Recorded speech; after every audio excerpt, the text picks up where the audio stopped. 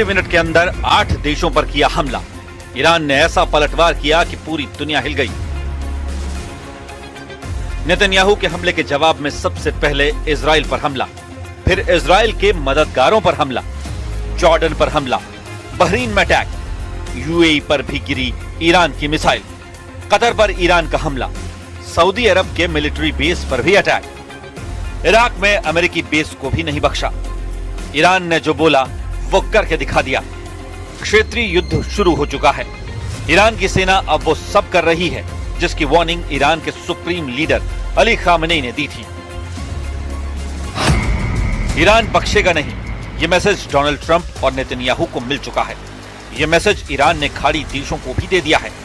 इस बार छेड़ा है तो छोड़ेंगे नहीं। अगले 24 घंटे में ईरान और इजराइल के बीच हालात और खराब होने जा रहे हैं। ईरान के रेवोल्यूशनरी गार्ड्स के हाथों में अटैक लॉन्च करने की कमान है और ईरान की टॉप लीडरशिप से अटैक का लगातार ऑर्डर मिल रहा है।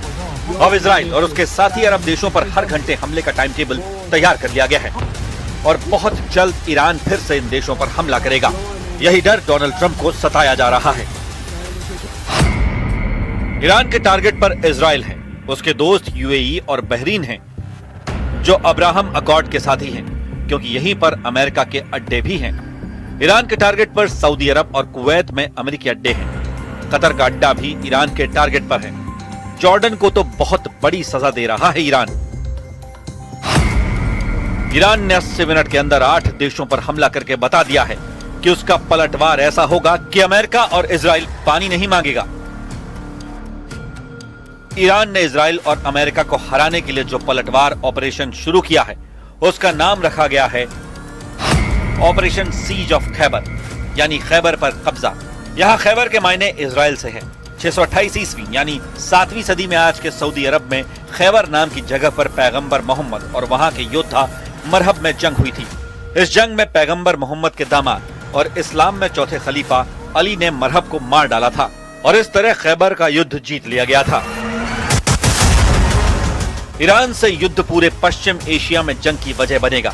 इसका ऐलान ईरान के सर्वोच्च नेता अली खामेनी ने पहले ही कर दिया था और फिर आज की तस्वीरों ने बता दिया कि वार्निंग में कोई कमी नहीं की गई।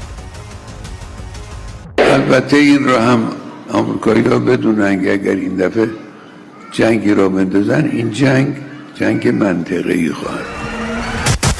सबसे पहला हमला इजराइल में हुआ। ईरान की मिसाइलों ने तेल अवीव और हाइफा शहर पर धमाका किया। चकाचौंध वाले यूएई में सायरन बजा और धमाका हुआ। अबू धाबी में अमेरिकी अड्डा ईरान का टारगेट बना। कतर पर हमला हुआ। यहां अमेरिका के अल उदैद मिलिट्री बेस पर ईरान की मिसाइल गिरी। पूरे दोहा में सायरन बज रहा है।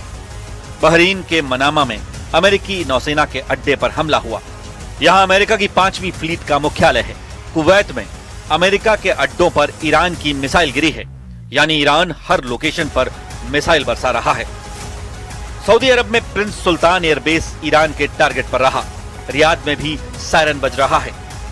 इजराइल की सबसे ज्यादा मदद जॉर्डन ने की है और उसके अर्जाक मिलिट्री बेस लगातार ईरान के टारगेट पर है। इराक में अमेरिकी अड्डों को ईरान ने निशाना बनाया है, यानी रेवोल्यूशनरी गार्ड्स को जो ऑर्डर मिला उसको लगातार पूरा किया जा रहा है। ईरान का एजेंडा साफ है। युद्ध में ना अमेरिकी अड्डे बख्शे जाएंगे। इजराइल को तो फौरन तबाह कर दिया जाएगा। पूरे खाड़ी के इलाके में अमेरिकी अड्डों पर मिसाइलें गिर रही हैं, यानी वो रीजनल वॉर शुरू हो चुकी है जिसका इशारा अली खामेनी ने किया था। यूएई, कतर, सऊदी अरब, इराक, कुवैत, जॉर्डन, बहरीन और ओमान, हर जगह अमेरिकी अड्डे ईरान के टारगेट पर हैं।